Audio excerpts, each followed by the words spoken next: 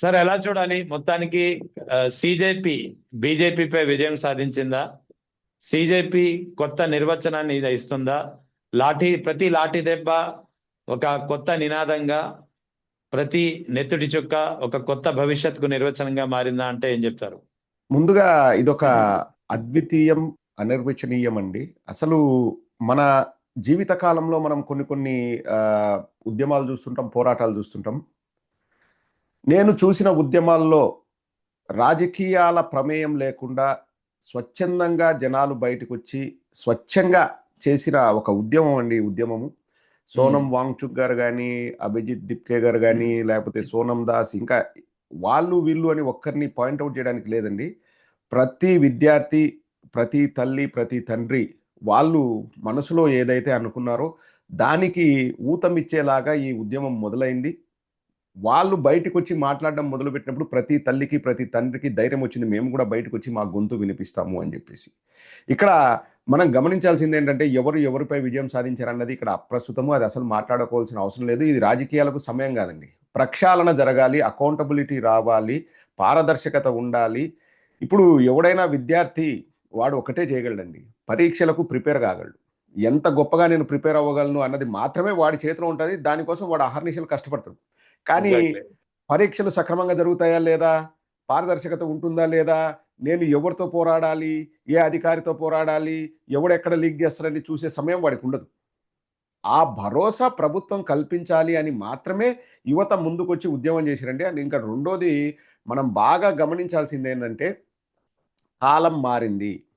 ఇప్పుడు దొంగ కేసులు పెడతాము, అధికారం ఉంది కదా అని విచ్చలవిడిగా రెచ్చిపోతాము, అధికారాన్ని చేతిలోకి తీసుకొని ఏదైనా చేస్తాము, ఎవడు కూడా మమ్మల్ని చూడడు అని పిల్లి కళ్ళు మూసుకొని పాలు తాగిన చందాన ఈ పాలకులు గన వ్యవహరిస్తే కర్రగాల్చి వాత పెడతామని చెప్పేసి భారతదేశ పౌరులు ఇచ్చిన స్వీట్ వార్నింగ్ ఇది. అది ప్రతి ఒక్క పాలకుడు గుర్తెరిగి ఒళ్ళు దగ్గర పెట్టుకొని వాళ్ళు పరిపాలన చేయాల్సిన అవసరం ఉంది. ప్రజలు ఎందుకు ఇచ్చారండి అధికారం? ప్రజలకు మంచి చేయమని అధికారం ఇచ్చారు. మేము ఇష్టారీతిన మేము ఊరేగుతాము, తైతక్కలాడతాము, మేము వ్యవస్థల్ని వాడుకుంటాము, పోలీసుల్ని గుండల్లాగా వాడుకుంటాము, మేము కక్ష సాధింపు చర్యలకు పాల్పడతాము, మేము ఇష్టారీతిన చేస్తాము అంటే ఒకసారి ప్రజాగ్రహం ఎలా ఉంటుందో ఈ జెన్జీ కానీ సిజేపీ వాళ్ళు చేసిన ఉద్యమం ఒక చక్కటి ఉదాహరణ అండి. అది ఒక మేలుకొలుపు. అందుకే ఇది ఒక రాజకీయ కంటే కూడా ప్రక్షాళన దిశగా చేసిన ఉద్యమం. అండ్ బీజేపీ వాళ్ళు కూడా అంత ఈజీగా ఏం రాజీనామా చేసిండ్రండి నాకు తెలిసి. వాళ్లకు ఇంటెలిజెన్స్ రిపోర్ట్లు ఉంటాయి, వాళ్లకు ప్రజల నాడి ఏందనేది తెలిసింటది. ఫస్ట్ ఏం చేశారండి, మనం చూసాం, anti nationals, anti social elements వచ్చారు అది ఇది అని చెప్పేసి మన ఆంధ్ర రాష్ట్రంలో ఉన్న ఎల్లో మీడియాతో సహా ప్రతి ఒక్కరూ అంటే వాళ్ళ పిఆర్ టీంలు, ప్రాపగండా టీంలు ఊదరగొట్టడానికి ట్రై చేశారు. కానీ అది అట్టర్ ఫెయిల్ అయింది, మిస్ఫైర్ అయింది, దారుణంగా మిస్ఫైర్ అయింది.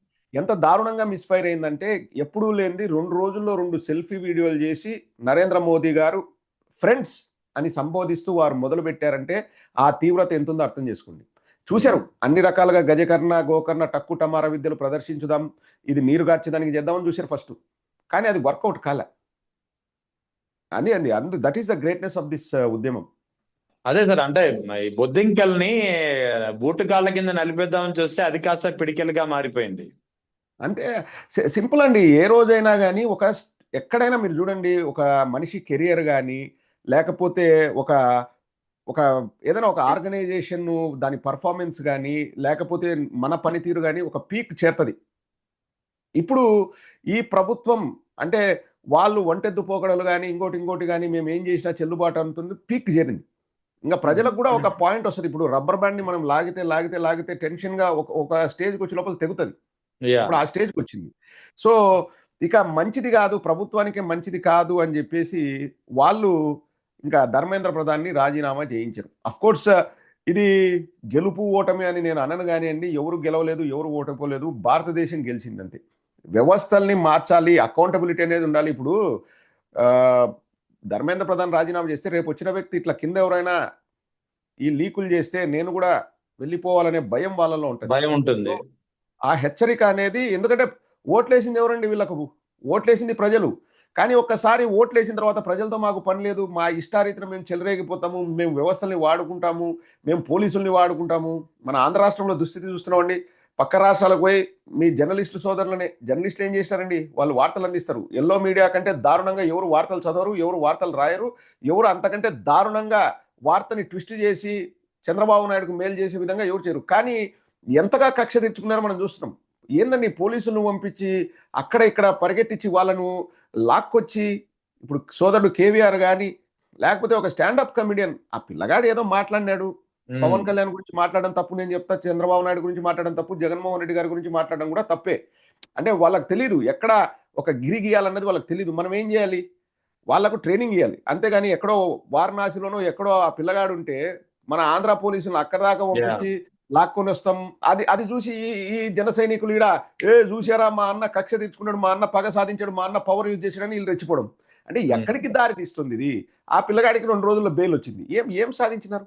దానికి బదులు మనం ఒక విధి విధానాలు ఏర్పాటు చేసి కొత్తగా కొన్ని వస్తుంటాయండి. ఇప్పుడు స్టాండప్ కామెడీ అనేది వెస్ట్రన్ కంట్రీస్లో ఉండే ఒక కల్చర్ మన భారతదేశంలోకి వస్తుంది. మనం ఏం చేయాలి, విధి విధానాలు రూపొందించి, లేకపోతే అఫీషియల్గా ట్రైనింగ్ ఇస్తాంరా, మీరు అదొక ఇండస్ట్రీ లాగా మీరు డెవలప్ కండి, మీకు ఉపాధి కలుగుతుందంటే సంతోషమే, కానీ దానికి ఒక మార్గనిర్దేశం మేము చేస్తాము, విధి విధానాలను రూపొందిస్తాము, ముసాయిదా రూపొందిస్తాము, ఈ మాటలకు లోబడి మీరు మాట్లాడండి అనేది నేర్పించాలి. ఇప్పుడు ఎందుకు వెస్ట్రన్ కల్చర్ యూఎస్ఏలో ఈవినింగ్ టైం స్టాండప్ కామెడీలు లేకపోతే షోస్ వస్తాయి, ఈవినింగ్ కామెడీ షోలు, దాంట్లో డొనాల్డ్ ట్రంప్ గారిని ఇష్టారీతిన వాళ్ళు సర్కాస్టిక్ గా వెటకారంగా కామెడీ చేస్తారు. అవి అక్కడ చెల్లుబాటు అవుతాయి. మన వాళ్ళు కూడా దాన్ని కాపీ కొడతారు. సరే, మన కల్చర్కి మన దానికి డిఫరెంట్ ఉందంటే ఏం చేయాలి?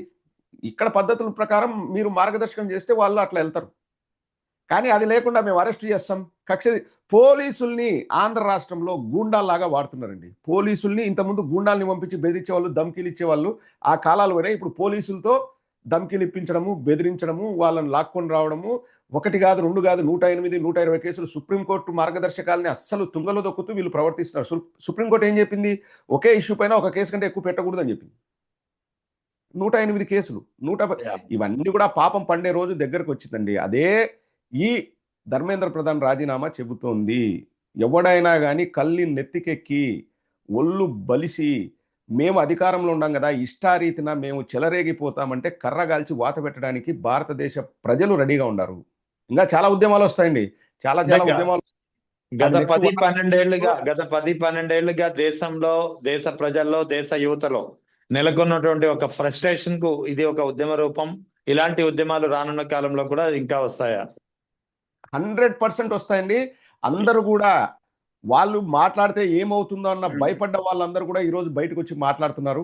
అండ్ ఖచ్చితంగా ప్రభుత్వం అన్నది ప్రజల చేత ఎన్నుకోబడింది. Thank God. మనది ఏ ఉత్తర కొరియాలోనో ఇంకొక లాగో మంది నియంతృత్వ దేశం కాదు, మంది ప్రజాస్వామ్య దేశం. ప్రజలు ఎన్నుకోబడ్డారు. వ్యవస్థల్ని మేము చెప్పు చేతుల్లోకి తీసుకుంటాం, వ్యవస్థల్ని చెప్పు చేతుల్లోకి తీసుకుని మా ఇష్టారీతిన మేము చెలరేగిపోతాం, గెలుస్తూనే ఉంటాము అంటే ఎవ్వరు కూడా ఒప్పుకోవడానికి సిద్ధంగా లేరు. ప్రతి ఒక్కరూ విజిలెంట్గా ఉంటారు, అప్రమత్తంగా ఉంటారు. మన దేశాన్ని కాపాడుకోవాల్సిన బాధ్యత మన పైన ఉంది. బీజేపీ తప్పు చేసిందా, ఇంకొక పార్టీ తప్పు చేసిందా, కాంగ్రెస్ ఒప్పు చేసిందా కాదండి. పాలకులు మీ పని మీరు చెయ్యండి, మీరు ప్రజలకు మంచి చెయ్యండి, మేము హర్షిస్తాము. ప్రజలకు ఇలా చేస్తే 5 ఏళ్ళు మాకు కాలం ఉంది కదా, మా ఇష్టారీతిన మేము వాళ్ళతో పొత్తు వీళ్ళతో పొత్తు పెట్టుకొని మ్యాజిక్ ఫిగర్ రీచ్ అయ్యి మేము ఏదైనా మాయాలు చేస్తాము అంటే ఒప్పుకునే స్థితిలో లేరు ప్రజలు, అది మాత్రం గ్యారెంటీ.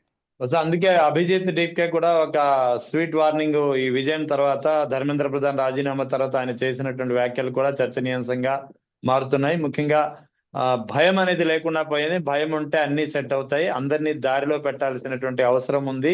ఈ కాక్రోచెస్ ఎక్కడికైనా చొచ్చుకుపోగలవు. ఈ కాక్రోచెస్ అంటే ఏంటో అనేది అందరికీ ఒక భయం చూపించి దారిలోకి తీసుకురావాల్సినటువంటి అవసరం ఉంది అంటూ ఆయన చేసినటువంటి వ్యాఖ్యలు. తప్పకుండా అండి. ఇప్పుడు దీనికి చక్కటి ఉదాహరణ 1980లో భారతీయ జనతా పార్టీ పుట్టింది. వాజ్పేయి గారు, అద్వానీ గారు, మురళీ మనోహర్ జోషి గారు, విజయరాజే సింధియా గారు, వీళ్ళందరూ ఒక 10 మంది కలిసి మన బీజేపీని ఏర్పాటు చేశారు. వాళ్ళకి అధికారం రావడానికి 20 ఏళ్ళు పట్టింది. కానీ ఇప్పుడు కాక్రోచెస్ అనుకుంటే, ఎందుకంటే మొన్న ఎక్కడో క్యాబినెట్ మీటింగ్లో నరేంద్ర మోడీ గారు చెప్పారంట మంత్రులు కూడా ఇన్స్టాగ్రామ్లో ఉండండి అని. ఇప్పుడు వార్తను ఇంకా ఫాస్ట్గా చేరవేయచ్చు. వాళ్ళ అభిప్రాయాలు లేకపోతే ఈజీగా జనాల్లోకి చొచ్చుకొని పోతాయి. ఇంతకుముందు భావజాలాల్ని ప్రజల్లోకి తీసుకెళ్లాలంటే రథయాత్రలు చేసినారు, పాదయాత్రలు చేసినారు. ఇప్పుడు ఆ యాత్రలు కూడా అవసరం లేదు. ఒక్క రోజులో ప్రజల్లోకి తీసుకెళ్లి, ఇప్పుడు ఎంత ఉద్యమం ఎన్ని రోజులు వచ్చిందండి? 2 నెలల్లో జరిగిందంతా. మే 15, 17 నుంచి మొదలైంది.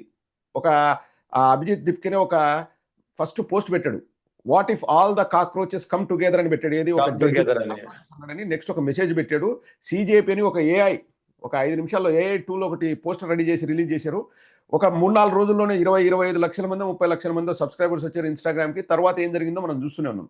సో 20 ఏళ్ళు పట్టిండొచ్చు బీజేపీకి అధికారంలోకి రావడానికి కేంద్రంలో, కానీ 2 ఏళ్ళు 2 నెలలు కూడా చాలు ఇప్పుడున్న ఈ ఫాస్ట్ యుగంలో అన్ని తారుమారు అవడానికి. సో అప్రమత్తంగా ఉండాలి. అండ్ ఇది స్వీట్ వార్నింగే. ఎవరైనా కానీ మా ఇష్టారీతిన మన నారా లోకేష్ ఒక మాట అన్నాడు, మీకు గుర్తుండే ఉంటుంది. 99 పైసలకు 100 ఎకరాలు కాదు అన్ని ఎకరాలు ఫ్రీగా ఇస్తా అన్నాడు. 1 ఎకరా కాదు అన్ని ఎకరాలు ఫ్రీగా ఇస్తా అన్నాడు. క్రికెట్ మ్యాచ్కు పోయినావు అంటే ఎంత వెటకారంగా మాట్లాడతాడు. అవును నేను పోతాను, కావాలంటే జగన్మోహన్ రెడ్డి గారు కూడా టికెట్ ఇస్తా అంటాడు. ప్రజల డబ్బుతో ప్రత్యేక విమానాల్లో విదేశాలకు పోతా, నా ఇష్టారీతిన నేను తిరుగుతా, నేను ఇష్టారీతిన భూముల్ని పప్పు బెల్లాల్లాగా అమ్మేస్తా. ఇది వాళ్ళు మాట్లాడేది. ఎంత యారగెన్స్ చూడండి, ఎంత అహంకారపూరిత మాటలు అవి. ఇటువంటి వాటికి చరమగీతం పాడడానికే కాక్రోచెస్ కానీ లేకపోతే సిజేపీ కానీ జెన్జీ కానీ వాళ్ళు రెడీగా ఉన్నారు. ఇది స్వీట్ వార్నింగా లేకపోతే ఘాటు వార్నింగా తొందరలోనే ప్రజలు తేల్చి చెప్తారు. ఇప్పుడు నారా లోకేష్ కూడా డిఎస్సిలో జరిగిన అవకతవకలకి బాధ్యత వహిస్తూ తను కూడా రాజీనామా చేయాలి. ఇక్కడ ప్రధానంగా జంజీ ఉద్యమం ఏదైతే జంజీ ఉద్యమంలో ఒక మనకి కనిపిస్తుందో, సో ఇలాంటి ఎందుకంటే ఒక ఇప్పుడు రైతులకు సంబంధించినటువంటి ఇష్యూ కూడా ఉంది. పంజాబ్ హర్యానా నుంచి రైతులు తరలి వస్తున్నారు ఇండో యుఎస్ ట్రేడ్ ప్రతిపాదిత ట్రేడ్ రద్దు చేయాలంటూ. సో ఇది మొన్న ఇప్పటి వరకు నీటి ఇష్యూ, ఇప్పుడు రైతుల ఇష్యూ, రేపొద్దున మరో ఇష్యూ. అంటే అసలు దేశంలో ఏం జరుగుతుంది? ఇన్ని సమస్యలు ఉంటే యువత ఎందుకు రోడ్ల మీదకి రావట్లేదు? లేకపోతే వచ్చే ప్రయత్నం ఉన్నా సరే అణగదొక్కుతారనే ఒక భయం అనేది ఉందా?